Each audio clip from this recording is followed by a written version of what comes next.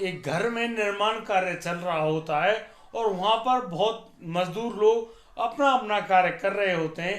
तभी एक महिला मजदूर आती है पानी लेने के लिए और वह वहाँ पर जो बने हुए सेफ्टी टैंक में जो पानी भरा हुआ है उसी पानी को निकालने का प्रयास कर रही होती है।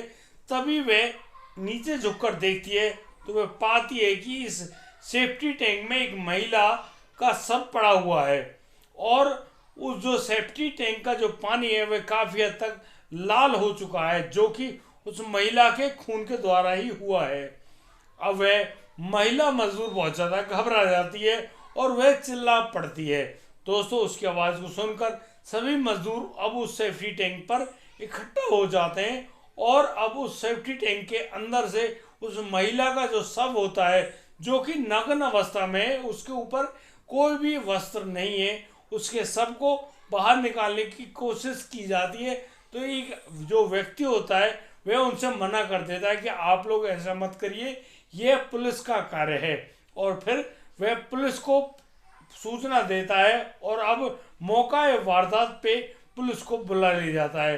पुलिस की मदद से अब उस सेफ्टी टैंक से उस महिला के शव को बाहर निकाला जाता है। वह यह जो शव होता है यह पूर्ण रूपेण नग्न अवस्था में होता है और देख पे और प्रथम दृष्टया ही यह महसूस होता है कि यह महिला कौन है आखिर, क्योंकि जो वह शव बरामद हुआ है उस महिला का जो चेहरा है वह ईंट से पूर्ण रूपेण कुचल दिया गया है, यानी कि कुचले हुए चेहरे से बिल्कुल भी पहचान नहीं हो पा रही है कि आखिर यह महिला कौन है। उस महिला की हत्या किसने करी और असलियत में यह कौन से घर की बहू है या बेटी है, यह तो किसी को नहीं पता है। दोस्तों, किसने उसके साथ इतना बुरा हत्याकांड किया है, आइए जानते हैं पूरी घटना में। नमस्कार, आदाब, सत श्री अकाल दोस्तों, मैं भीषण प्रकाश स्वागत करता हूं आपका हमारे यूट्यूब चैनल किस्से क्राइम के। और दोस्तों, पूरी घटना की जानकारी के लिए आप बने रहिए हमारे साथ वीडियो में अंत तक। और दोस्तों, यदि आप पहली बार इस चैनल पर आए हैं तो आप हमें सब्सक्राइब करना और नोटिफिकेशन बेल को दबाना बिल्कुल ना भूलें, क्योंकि बिल्कुल ताज़ा तरीन घटनाएं इसी चैनल पर आती हैं। दोस्तों, आज का बेहद ही हैरान कर देने वाला मामला सामने आया है उत्तर प्रदेश के फतेहपुर से। फतेहपुर जिले का एक थाना इलाका होता है लालौली और वहाँ का एक गांव होता है मोहम्मदपुर बस्ता। उस गांव में जब उस महिला का शव मिलता है ऐसी नग्न अवस्था में तो पूरे गांव में हड़कंप सा मच जाता है। आखिर वह किस घर की बहू है।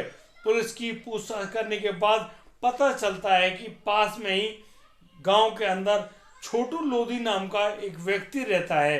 वह अब यहाँ पर नहीं है, वह तो दुबई में रहकर मजदूरी किया करता है और वहाँ से अच्छा खासा पैसा कमाकर अपनी पत्नी को भेज दिया करता है।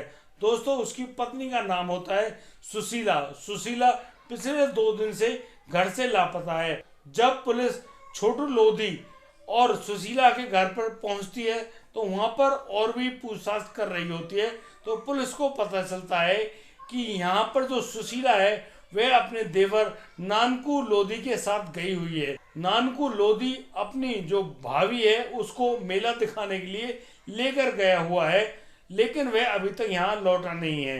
दोस्तों, यहाँ पुलिस की गई पूछताछ के दौरान पुलिस को पता चल जाता है कि नानकू लोधी का मोबाइल नंबर भी है। नानकू लोधी का जो फ़ोन नंबर होता है वह स्विच ऑफ मिलता है। पुलिस का जो शक है वह अब नानकू लोधी पर बहुत अच्छे ढंग से गहरा जाता है। दोस्तों, पुलिस अब सोच रही होती है हो ना हो नानकू लोधी को इस महिला के बारे में जरूर पता होगा। और दोस्तों, पुलिस अब उस सुशीला के परिवारजनों से कह रही होती है कि आप लोग वहाँ चलिए, वहाँ पर एक मकान बन रहा है और उस मकान के सेफ्टी टैंक से एक महिला की शव बरामद हुआ है।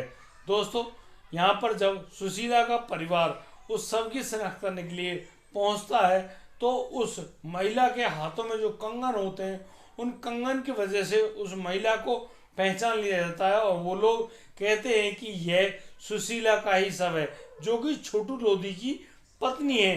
जो इनका पति छोटू लोधी है वह अब दुबई में मौजूद है और दुबई में मजदूरी किया करता है और वहां से पैसा कमाकर अपने घर भेज दिया करता है।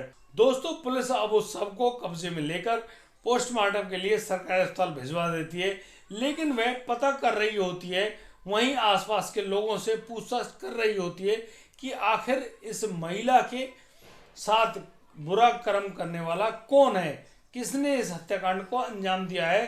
तो यहाँ पर पता चलता है कि जो सुशीला थी, यह नानकू लोधी नाम के लड़के व्यक्ति के साथ मेला देखने के लिए गई है।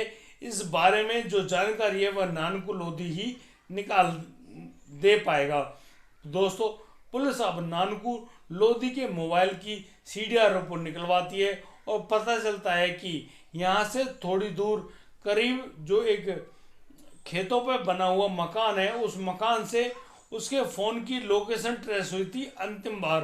दोस्तों, पुलिस अब जल्दी से जल्दी उस मकान में पहुंचती है तो उस मकान से नानकू लोधी, रामचंद्र लोधी, सोनू लोधी और रोहित लोधी नाम के 4 लोगों को पाती है।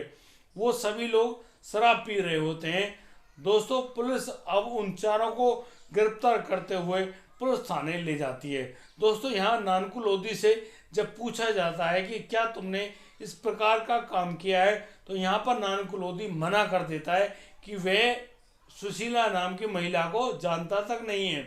लेकिन दोस्तों, पुलिस अब अपने ढंग से पूछताछ करती है और यहाँ पर कहती है कि नानकू, या तो आप लोग ठीक ढंग से हमें बता दीजिए, वरना 3rd डिग्री का इस्तेमाल किया जाएगा तुम्हारे ऊपर, तब आप फटाफट बोलोगे सच्चाई क्या है।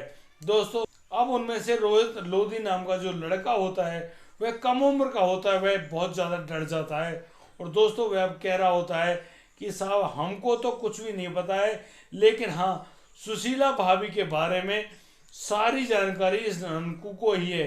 दोस्तों, पुलिस अब कहती है कि नानकू, ज़्यादा मार खाने का शौक है तो हम तुम्हारा यह शौक अभी पूरा कर देते हैं, लेकिन तुम्हें पूरी बात तो बतानी होगी ही।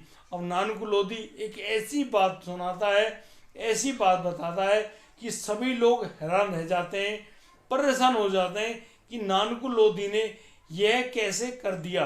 दोस्तों, अब नानकू लोधी बोल रहा होता है, पुलिस उसके बयान दर्ज कर रही होती है। नानकू लोधी बताता है कि साहब, हमको तो 3 लाख रुपए की सुपारी दी गई थी सुशीला भौजी को मारने के लिए।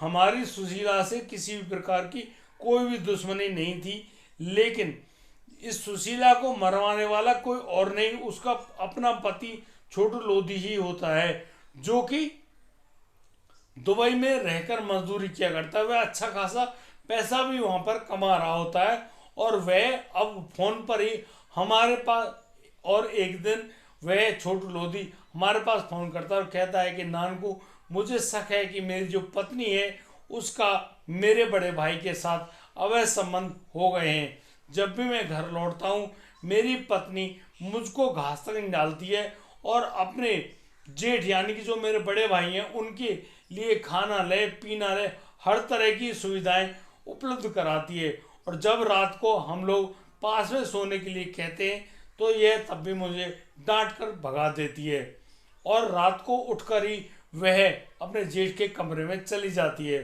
और दोस्तों, छोटू यहाँ नानकू से यह भी कहता है कि उसने अपनी पत्नी को मेरे बड़े भाई की बाहों में भी देखा है। अब मैं इस प्रकार की पत्नी के साथ नहीं रह सकता, इस पत्नी से तुम ही मुझे मुक्ति दिला सकते हो। ऐसा कहकर छोटू लोधी नानकू लोधी से कहता है कि यदि तुम ऐसा कर देते हो तो मैं तुम्हें 3 लाख रुपए दूंगा।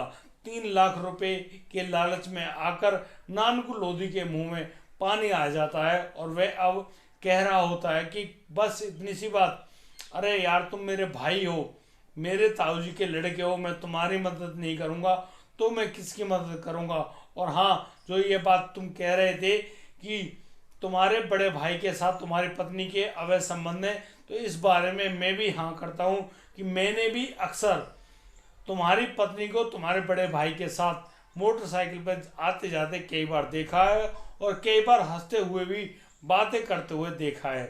दोस्तों, अब जो छोटू लोधी होता है वह 1 लाख रुपए नानकू लोधी के खाते में ट्रांसफर कर देता है और उसको कह देता है कि जब तुम मेरी पत्नी सुशीला को मार दोगे तब मैं आपको 2 लाख रुपए भी ट्रांसफर कर दूंगा। इसी प्रकार से नानकू लोधी को 3 लाख रुपए की सुपारी मिल जाती है छोटू लोधी की पत्नी सुशीला को मारने की। दोस्तों फिर एक दिन जो नानकू होता है वह अपनी भाभी सुशीला से कहता है कि भाभी चलो ना, पड़ोसी कस्बे में एक मेला लगा हुआ है, तुम अक्सर कहती हो कि मेले वगैरह में आप लोग हमें नहीं घुमाते हो, चलो मैं आज तुम्हें मेले में घुमाऊंगा। तो दोस्तों नानकू अपनी भाभी सुशीला को अपनी मोटरसाइकिल में बिठाकर उस कस्बे में ले जाता है और जब वह वहाँ दिन भर मेला देखते हैं, बहुत ज़्यादा खरीदारी भी की जाती है और उस खरीदारी करने को जब वो लौट रहे होते हैं तो उस समय रात हो चुकी होती है और रात के करीब 7:30 और 8 बज चुके होते हैं। दोस्तों यहाँ पर जो नानकू होता है वह अपने साथ एक शराब की बोतल भी लेकर आता है और वह अब अपनी भाभी से कहता है कि भाभी आप 10 मिनट के लिए यहाँ रुकिए, मुझे कोई काम है, यह जो निर्माणाधीन मकान है ये मेरे दोस्त का, यहाँ पर कोई सामान रखा है, मैं वहाँ पर जा रहा हूँ।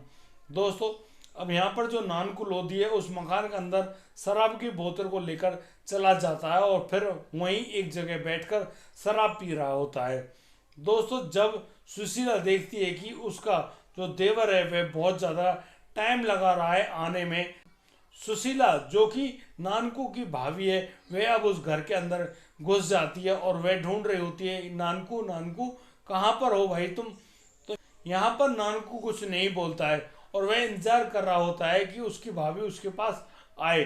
और दोस्तों यहाँ पर जैसे ही सुशीला नानकू के पास आती है तो नानकू अपने हाथ में एक ईंट उठाकर अपनी भाभी के सर में दे मारता है। दोस्तों ईंट के लगते ही जो सुशीला होती हैं वो बेहोश होकर वहीं गिर जाती हैं। अब नानकू अपनी भाभी के समस्त कपड़ों को उतार देता है और फिर अपनी भाभी सुशीला के साथ करता है रेप करने के बाद कहीं इस बात का किसी और को पता ना चल जाए, इसी बात को लेकर और नानकू ने जो सुपारी ली थी अपने भाई छोटू लोधी से, अब वह उस कार्य को भी पूरा करने वाला होता है। वह अब उस ईंट के लगातार प्रहार करता है उस सुशीला के सर में और उसके सर में लगातार ईंट मारने से उसके चेहरे और सर को बुरी तरह से कुचल देता है, कहीं उसकी लाश किसी को ना मिल जाए इसी डर से। अब नानकू जो होता है वह अपनी भाभी की जो लाश होती है उसको वहीं जो बन रहा जो मकान होता है वहाँ पर एक सेफ्टी टैंक होता है, उस सेफ्टी टैंक के अंदर डालकर वहाँ से फरार हो जाता है। वह एक दिन बाद जब लौट कर आता है तो अपने सभी साथियों के साथ बैठकर शराब पी रहा होता है। दोस्तों यहाँ पर जो नानकू लोधी है वह यह भी कहता है कि उसने इस बात की सूचना अपने भाई जो कि जिनका नाम छोटू लोधी है जो कि दुबई में रहते हैं उनको भी फ़ोन करके उसने पूरी सूचना दे दी है और उसके भाई ने उसके खाते में 2 लाख रुपए भी ट्रांसफ़र कर दिए हैं। दोस्तों इस प्रकार एक देवर ने अपने भाभी के साथ इतना बुरा कांड भी किया और फिर उसको जान से मारकर उसके चेहरे और सर को कुचल कर सेफ्टी टैंक के अंदर डाल भी दिया। दोस्तों अब पुलिस ने नानकू और उसके जो 4 साथी होते हैं उनको भी गिरफ्तार करके जेल के अंदर भेज दिया है और अब पुलिस इंतजार कर रही है उस छोटी लोधी को कि वह कब दुबई से लौटकर आता है, उसको भी गिरफ्तार किया जाएगा क्योंकि पुलिस के पास सभी प्रकार के सबूत मौजूद हैं। दोस्तों बुरे काम का बुरा नतीजा, यदि कोई व्यक्ति किसी भी बुरे काम को अंजाम देता है तो फिर उसको उसी के मुताबिक उसकी सजा भी भुगतनी पड़ती है। दोस्तों अपराधी चाहे कितना भी शातिर क्यों ना हो, कितना ही बुद्धिमान क्यों ना बनता हो, उसको एक ना एक दिन पुलिस के हत्थे चढ़ना ही होता है। लेकिन पुलिस ने 48 घंटे में इस पूरे मामले को सुलझाकर काबिल तारीफ काम किया है, उसके लिए पुलिस को बहुत बहुत बधाइयाँ। तो यदि आपको हमारी वीडियो और दी गई जानकारी अच्छी लगी हो तो आप हमें लाइक करें, कमेंट करें, शेयर करें और हाँ सब्सक्राइब करना बिल्कुल ना भूलें। दोस्तों अब दीजिए मुझे इजाज़त, मिलता हूँ कल रात, तब तक के लिए आप बढ़िया रहें, बेहतरीन रहें, अपने परिवार का बखूबी ख्याल रखते रहें। जय हिंद, जय भारत।